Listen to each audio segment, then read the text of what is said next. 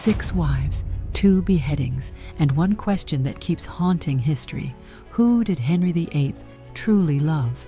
Many think they know. Jane Seymour gave him his son, the heir he'd risked heaven and earth to have. He called her his true wife. He's buried beside her. Everyone assumes that ends the story. What if Henry's actions, and not his words, reveal a completely different favorite? What if Henry's greatest love wasn't the woman who gave him peace, but the one who drove him to madness? Or what if the love of his life was the one who forced him to see who he'd become? And by the end of this video, you'll never look at his 6 wives the same way again. Henry VIII lived not 1 life, but 3. Young Henry, the romantic prince; middle Henry, the desperate ruler; old Henry, the decaying tyrant. And each of those men loved differently. Each of them needed something different from love. But only one woman understood him completely. This isn't the story you learned in school. This is the version Henry's own life reveals. Every love story begins with a promise, and Henry's began with Catherine of Aragon, the woman who gave him everything he ever wanted until she didn't.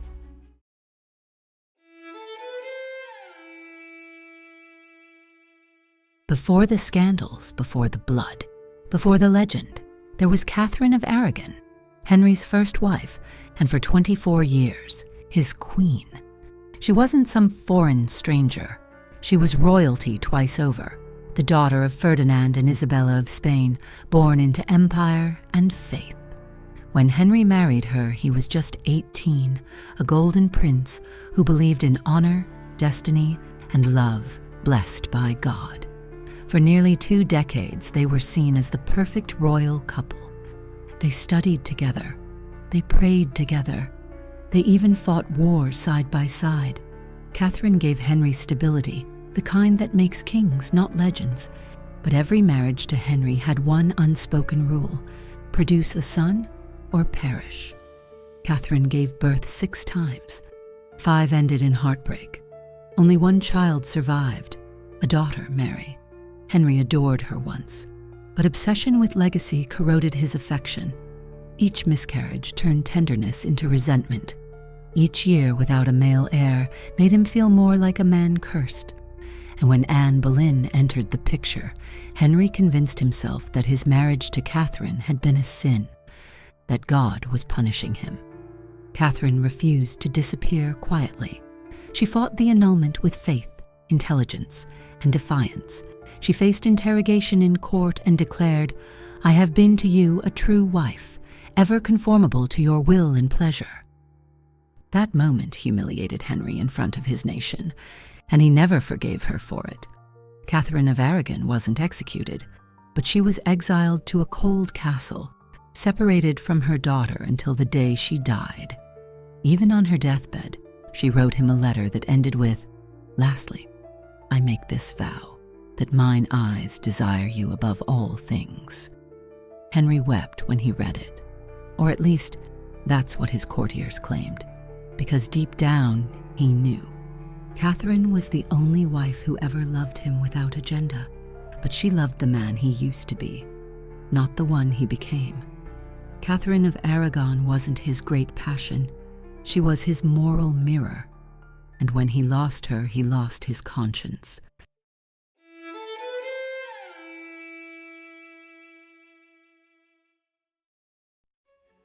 The year is 1526.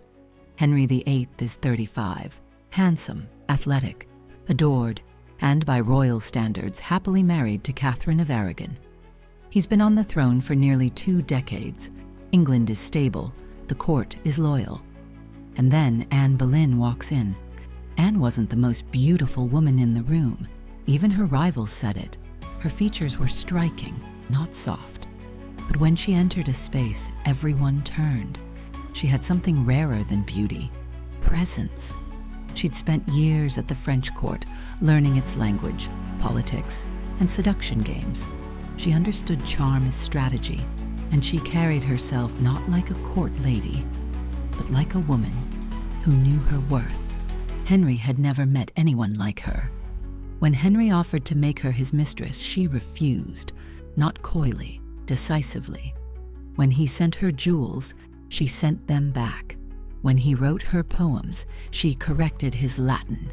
She was the first woman who made the King of England feel small, and that drove him insane. For 7 years, Henry chased Anne like a man possessed. He rewrote the laws of his kingdom to have her. He defied the Pope, risked war with Spain, excommunicated himself from the Catholic Church, all for a woman who kept saying no. It wasn't just love, it was addiction. The more she resisted, the more he needed her. Anne became the one thing in his life he couldn't control. And Henry VIII was a man who built his identity on control. She wasn't soft, or silent, or submissive. She debated religion, she challenged his counselors, she influenced foreign policy. And for a while, Henry adored it.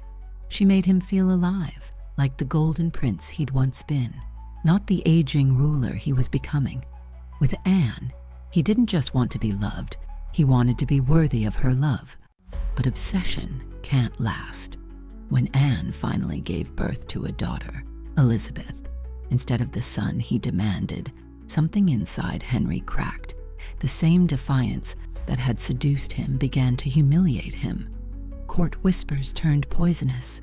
The king tore England apart for this? Anne's confidence, the very thing that made her irresistible, now made her intolerable. Henry's passion turned to paranoia. He began to see betrayal everywhere. Every argument with Anne, every sarcastic remark, every moment she dared to challenge him became evidence in his mind that she was mocking his authority. By 1536, Anne Boleyn wasn't just a queen.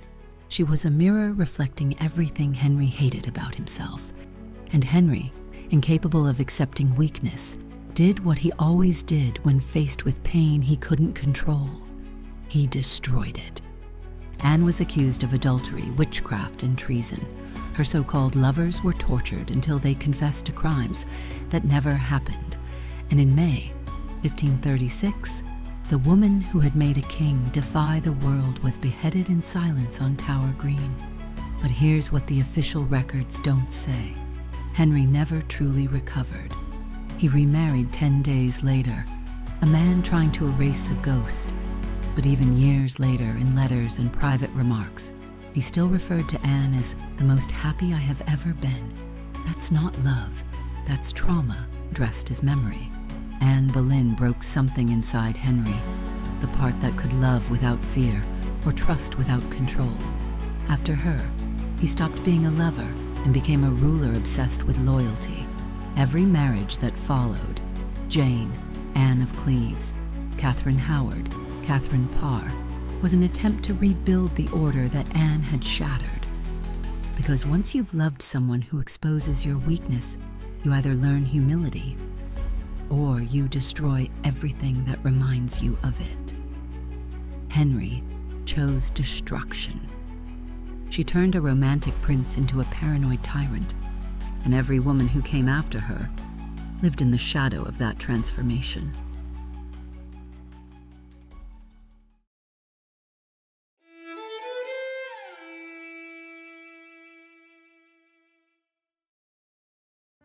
Jane Seymour, The Perfect Illusion, the year 1536. Anne Boleyn's blood is still wet on the scaffold.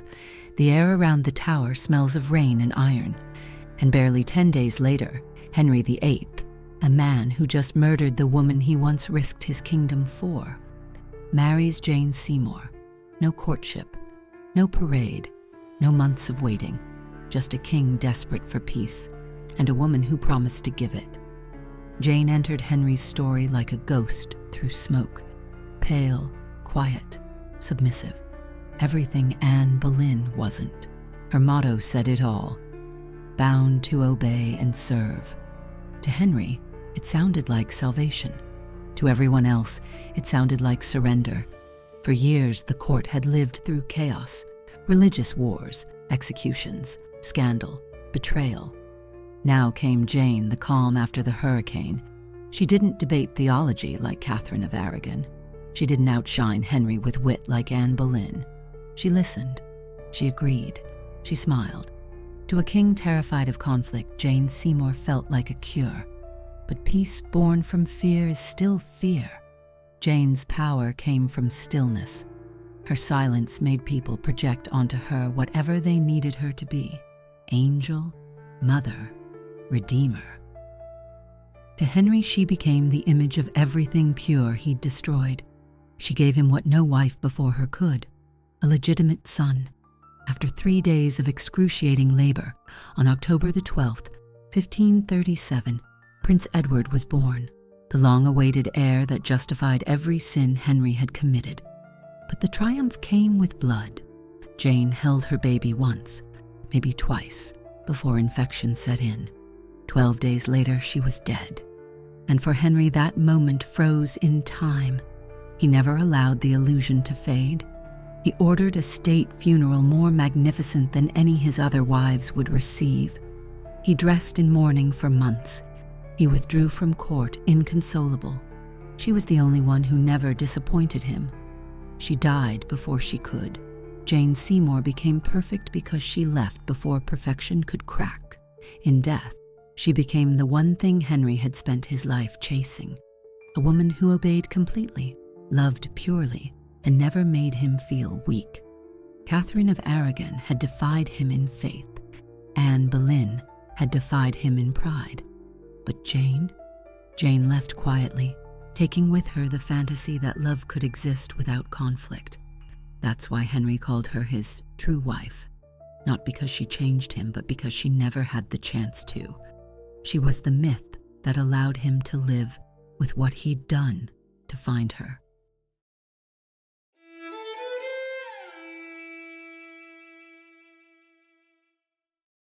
Anne of Cleves, the marriage that wounded his pride.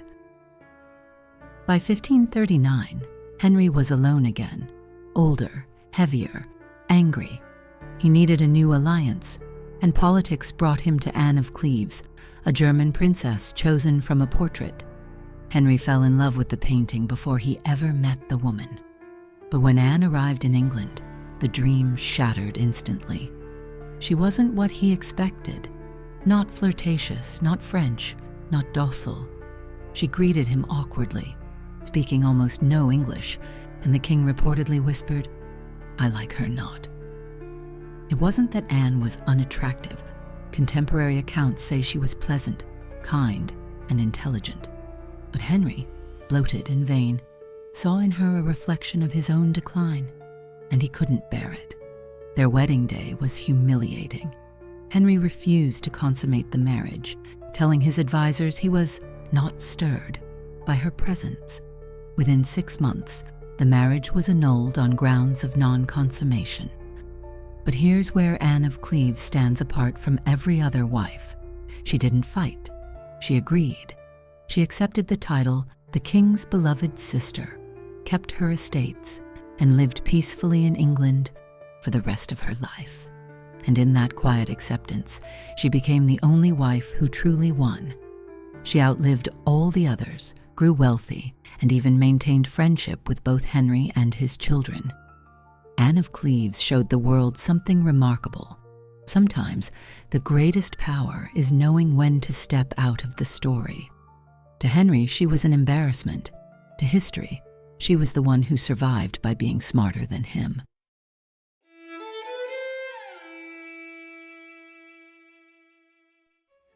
Then came youth and danger. Catherine Howard, barely 17, was everything Henry no longer was: vibrant, reckless, alive. To a 49-year-old king plagued by disease and paranoia, she was the illusion of vitality. His courtiers called her a rose without thorns. He called her my jewel of womanhood. But history repeats itself, and Henry never learns. Catherine Howard wasn't experienced in politics or power. She was a pawn, manipulated by ambitious relatives who saw in her a chance to control the king. For a while, she made him feel young again. He showered her with jewels, music, and praise. But love built on desperation always rots fast. Soon rumors began. Old lovers, letters, confessions whispered in the dark. By 1542, her past caught up with her. What doomed Catherine wasn't only betrayal, it was humiliation. Henry's pride, already fragile, could not bear being mocked as an aging fool. When he learned that Catherine had shared her bed, and perhaps her laughter, with another man while wearing his crown, it wasn't merely adultery, it was treason. To a Tudor king, love was power, and to lose control of a young queen was to lose face before an entire court that thrived on gossip. Behind the scenes, his council pressed him to act. They feared that leniency would make him look weak, that mercy would invite rebellion. So the investigation became a purge, every confession twisted into proof of betrayal, every smile remembered as a sin. And the same king who once called her his angel now called her his shame. When she was sentenced to die, Catherine asked for the block to be brought to her cell so she could practice laying her head upon it. She was executed at the Tower of London, the same place where Anne Boleyn had died 7 years earlier. 2 women, same bloodline, same fate, both killed for making Henry feel powerless. After Catherine Howard's death, something in Henry finally broke. He stopped pretending to be the lover, the hero, the chosen prince. What remained was only the tyrant, heavy, haunted, and hollow. Catherine Howard wasn't his greatest love. She was his final obsession, the last flicker of passion before the darkness closed in.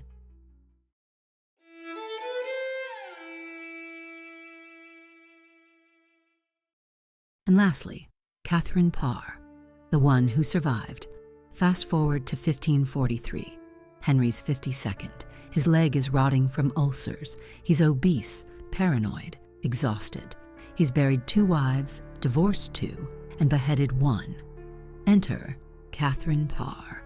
She's not young, not breathtaking, not submissive, but she's the only kind of woman who could survive a man like Henry at this stage, his equal. Catherine was educated, fluent in multiple languages, a published author in an age when women weren't even supposed to write. She debated theology with him, and won. She managed to calm his temper without surrendering her mind, and remarkably, she stayed alive. When Henry's advisors accused her of heresy, a death warrant was drawn. Guards were sent to arrest her. Instead of panicking, Catherine went straight to Henry's chambers. She told him she only debated with him because she admired his wisdom, that it was his intellect that inspired her curiosity.